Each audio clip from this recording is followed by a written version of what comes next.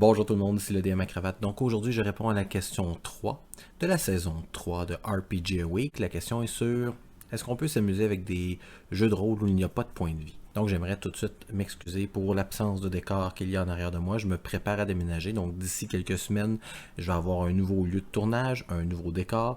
Donc pour l'instant, vous allez devoir subir ma cuisine et ma laveuse sécheuse malheureusement. Mais le prochain décor va être beaucoup mieux lorsque je vais avoir déménagé. Donc actuellement, je suis dans les boîtes et relocalisé dans ma cuisine pour faire mes vidéos. C'est pour moi difficile de répondre à cette question-là parce que je n'ai pas l'habitude de jouer à des jeux de rôle qui n'ont pas de points de vie. Et là, il faut faire attention, c'est pas nécessairement toujours des points de vie au sens PV qu'on calcule. Dans certains jeux, il y a des points de stress qui vont donner à peu près la même chose. Même si les points de vie ne sont pas la base du style de jeu que je joue, ils ont quand même une certaine importance. C'est ce qui va permettre de donner, dans certains cas, du défi pour réussir à combattre un ennemi, réussir une mission. C'est aussi comme ça qu'on va pouvoir savoir quand la personne va tomber au combat ou qu'elle va pouvoir continuer à combattre son adversaire. Que ce soit avec GURPS, avec Fate ou avec Donjons et Dragons 2e édition, ou même dans le temps que j'ai joué à World of Darkness ou des choses comme ça, il y avait toujours quelque chose qui ressemblait à des points de vie, là, quelque chose qui nous amenait à nous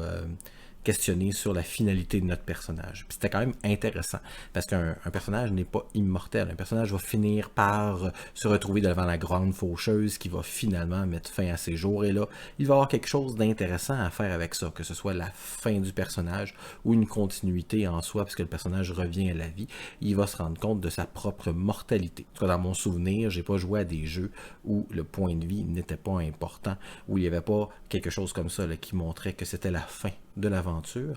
Donc c'est pour moi difficile de voir s'il y a un intérêt ou il y a peut-être un manque de challenge. Mais je suis intéressé à savoir ce que vous pensez. Est-ce que vous croyez que les points de vie sont nécessaires pour avoir du plaisir lors d'un jeu de rôle, pour avoir du challenge? Ça amène un effet de finalité. Donc, si vous avez des jeux à me proposer, j'aime beaucoup les jeux où il y a très peu de règles, mais si vous avez un style de jeu à me proposer, qu'il n'y a pas de point de vie ou de point de stress ou des choses comme ça, vous trouvez intéressant, ben recommandez-le moi. Vous pouvez laisser le nom du jeu dans les commentaires juste en bas. Donc c'est une courte réponse aujourd'hui, mais je voulais quand même faire une vidéo réponse à RPG Week. Donc je vous retourne la question à ce moment-là, je vous demande de me proposer à moi des jeux qui n'ont pas de point de vie. Et je voudrais remercier tout le monde qui s'est abonné à ma chaîne. On est maintenant rendu 59 abonnés. Je ne m'aurais jamais attendu à en avoir autant. Merci aux 59 personnes qui se sont abonnées à ma chaîne. Ça me donne le goût de trouver d'autres sujets. Donc d'ici à la prochaine vidéo, n'oubliez pas que je suis un DM comme les autres, qui n'a pas joué à des jeux de rôle qui n'ont pas vraiment de point de vie. Mais moi, je porte une cravate.